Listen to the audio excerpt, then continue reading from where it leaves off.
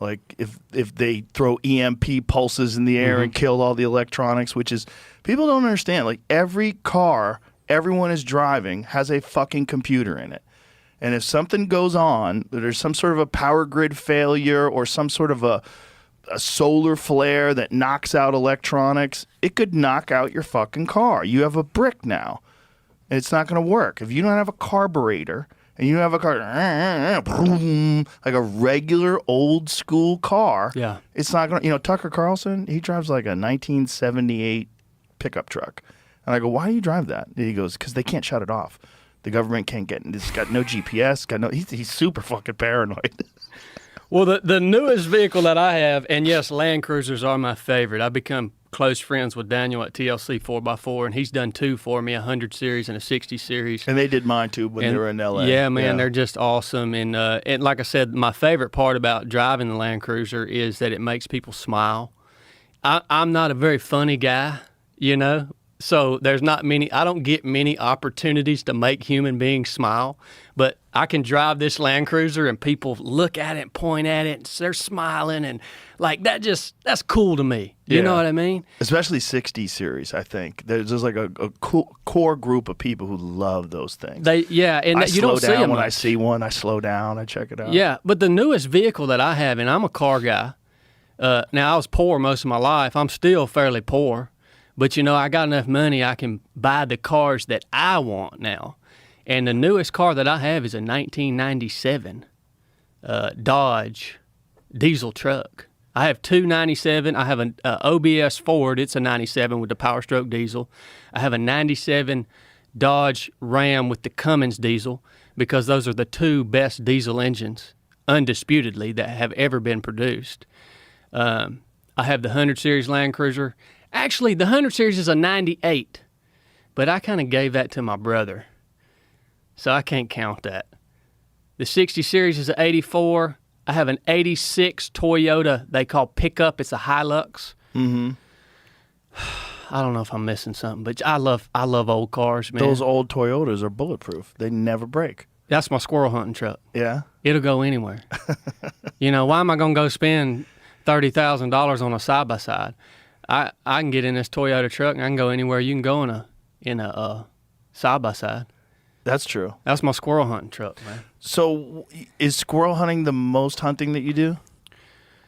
I love it. I do it every day that I'm at home. I squirrel hunt every day. How much squirrel do you eat? Well, I eat squirrel on special occasions. I give away a lot of squirrel meat. I'm blessed enough in life now that I can eat ribeye steak. I give away a lot of squirrel. I don't kill all the squirrels that we tree either. Really, since a young age, I was introduced to hunting with dogs, tree dogs specifically. And there was something about a tree dog that just stirred this passion within me. It is the only thing that has stuck with me from childhood, young childhood. The first tree dog I ever walked to, I didn't even know, I probably shouldn't even have been in the woods, but I followed my uncle to a coonhound tree down in a swamp. And it just, even at that age, it just stirred something in me, like this is some sort of primal instinct of partnering with this dog in this chase. And I've done it even up until now. And it's just, it's a unique experience, man. And the great thing about dogs, hunting dogs too, is the breeding aspect of it. That's a lot of fun. So not only do you have your best friend, my little mountain cur, her name's Wendy. She stays in the house. She's my best friend. We hunt every day together. But now I get to breed her. I get to select a mate. And I'm hoping over the course of the next 30 years or so, I can breed in these specific characteristics of this type of dog that I value. And so that's fun, Not only is the hunting fun, but the breeding is fun, the training's fun. Everything about it's fun. And you take a group of guys out squirrel hunting, man, and it's a blast because you don't have to be quiet. Look, man, you're out there in the woods on four-wheelers. Everybody's got shotguns. You know, you get to the tree. Here's this dog just hammering a tree on this tree. Oh, no, no, no. Everybody surrounds the tree, and that squirrel gets nervous, and he starts timbering out, going tree to tree, and you got 5 or 6 guys with shotguns blasting away, and everybody's cutting up and laughing. I mean, it's just a blast, dude. But that's my thing, you know. It's a funny thing. I like to hunt whitetails. I get to go on my first elk hunt this year. Oh wow, where are you going? There's a family out in Utah. They own some ranch out there. I think it's called R5 Ranch, and they wanted to put a hunt on for a veteran. So they partnered with an outfitter called G3 Outfitters, and they bought a tag, and for some odd reason, they selected me as their veteran that they want to take out on an elk hunt. Now, I've always wanted to elk hunt, man. I've just never made it happen. There's a lot that goes into it, as you know. Yeah. And so they're taking me to New Mexico. They bought some tag from a landowner, and they're going to take me out there elk hunting. That's a great spot. New Mexico's a great spot for elk. He sent me some pictures of some of these bulls. Yeah. I said, what an animal. Yeah, New Mexico's got some crazy genetics too. There's a guy who explained this to me, that there's really two different, besides like Thule elk and Roosevelt elk, there's Rocky Mountain elk and then there's Yellowstone elk. And the Yellowstone elk are an older breed that has a larger antlers, a bigger animal, and you find a lot of those in Arizona. And you find a lot of those in New Mexico. So where we're hunting at is it is on the border of Arizona and New Mexico. Yeah, so I bet you have great genetics out there. You know what, man? I can't believe it. Yeah. I can't believe this is going to be my first elk hunt. Are you rifle or bow hunting? It's going to be rifle. Yeah. Now I'm a big archery guy too. When I hunt whitetails, when I started hunting whitetails, that was what I did, was bow hunt. And still bow hunt quite a bit, but this is a rifle hunt. I love bow hunting. Rifle hunting's great. It's most effective, most efficient way to hunt. But there's something about having to get inside, 70, 80 yards, sneaking up, executing a perfect shot. Now you're a Hoyt guy too, right? Yeah. I have been too all my life. They make amazing bows. My wife a couple years ago bought me that RX-7 with the carbon fiber riser. Mm-hmm. I always wanted a bow with a carbon riser because I remember hunting so many hunts in the southeast, whitetail hunts, walking into the stand and your hand just getting so cold. Right. Carrying that bow around. Yeah, that's the difference. Carbon doesn't get cold like that, like aluminum does. Yeah, that's the main reason I wanted one, but it's been a great bow.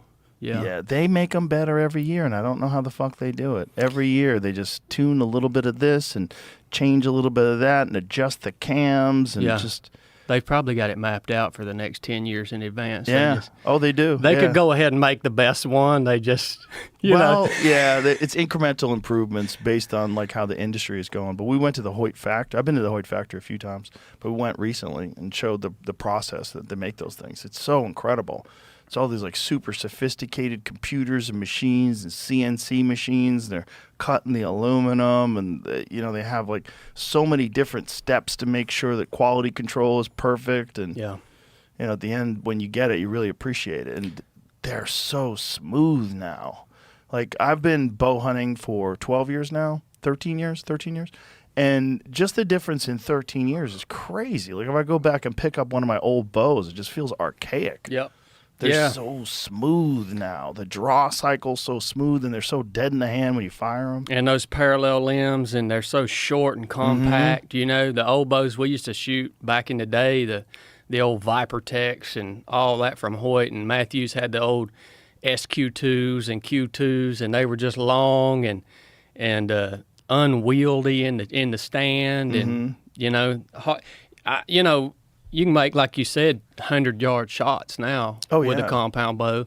Back then, I mean, there wasn't nobody shooting them bows at 100 yards. No. Because they just weren't tuned I think, so finely as the bows that we have today. I mean, that RX-7, man, every time I shoot that bow, it amazes me at how that arrow just flies like a laser beam. Mm-hmm. I'm like, good night, man. Yeah.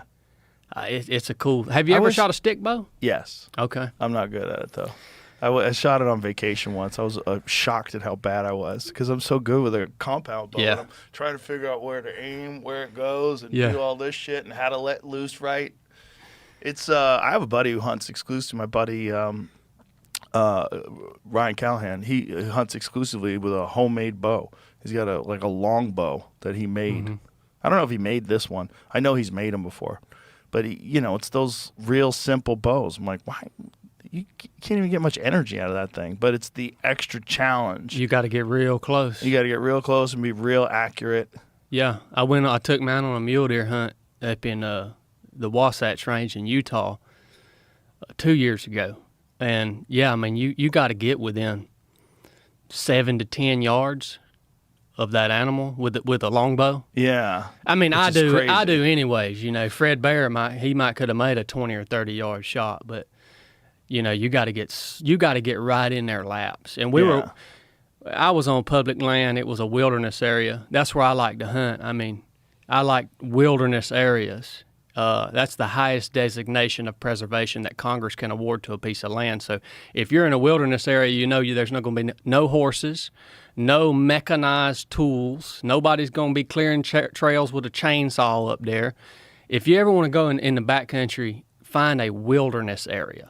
Not a national park, not a national forest. Find a wilderness area. But we were watching these mule deer, and I'd watch them in the morning. They'd get up and feed. Then I'd wait for him to go lay down, and then you had to move on that mule deer and use the terrain, put the terrain between you and him, and they'd be bedded down, and you could get the closest I got to one was about 5 yards. And he was bedded down under a tree, just kind of out in this big old rock. I was way up in the mountains, big old rocky area. Well, I stalked all the way up there to him, and I got about 5 yards from where where I saw him bed down at. I lost sight of him when I started the stalk. And I got impatient, and I got there, and I was laid down up against the rock, and that tree was right there, and I thought, it took me about an hour to stalk over here. I said, I wonder if he got up and moved. And I peeked my head up over that rock, and that big son of a gun was just looking right at me. I'm talking about eye to eye, 5 yards. He jumped up and tore out of there. That was the closest I got to killing one. But if I would have just laid there with that longbow and been patient and waited for him to stand up off his bed, I could have drew and shot him right there. Well, he's probably already alert. He probably heard you.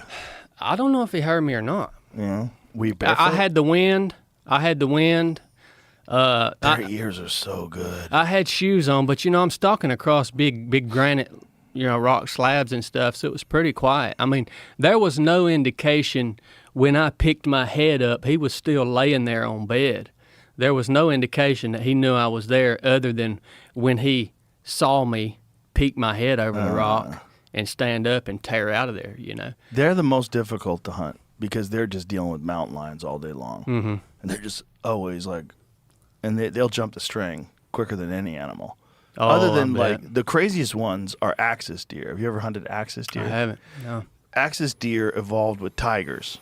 So they move so fast. I had a video of an axis deer that I shot at 70 plus yards and with a lighted knock, and you see the arrow. This arrow's going 290 feet a second. You see this arrow launching towards this deer, and this deer is feeding in the field, totally broadside.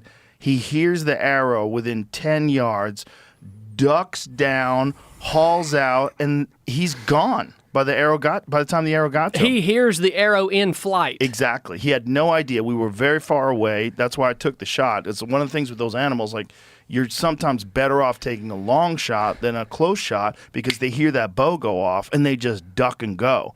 I mean, they're not trying to duck under your arrow. What they're trying to do is load up their weapons, or load up their legs rather, get super low so they can launch themselves forward and gone. They're just trying to take off as quickly as possible, and that means dropping down. And when they drop down, arrows go right over them. But this one was so fast, within 10 yards, he was nowhere near the arrow. His ass was over here. The vitals where I aimed for was right here. He was already over there. He was 2 feet away from it, and he didn't start moving until that arrow was 10 yards away from him. Where was that at? That was in Hawaii. Hawaii, okay. Lanai is a crazy place because Lanai has no predators, and it's a small island. It only has 3,000 people living on it, but it has 30,000 deer plus. So they want you to kill them. They want you to kill them. Kill them as many as you can. They have people that are snipers that go out there at night, and everybody on the island eats good because it's the best meat. Axis deer is delicious if you've ever had it. It's right up there with elk. It's fantastic meat. And they're just completely overpopulated, so they have to do it. So people hunt them there 365 days a year, so high pressure. So they're used to, like, they're always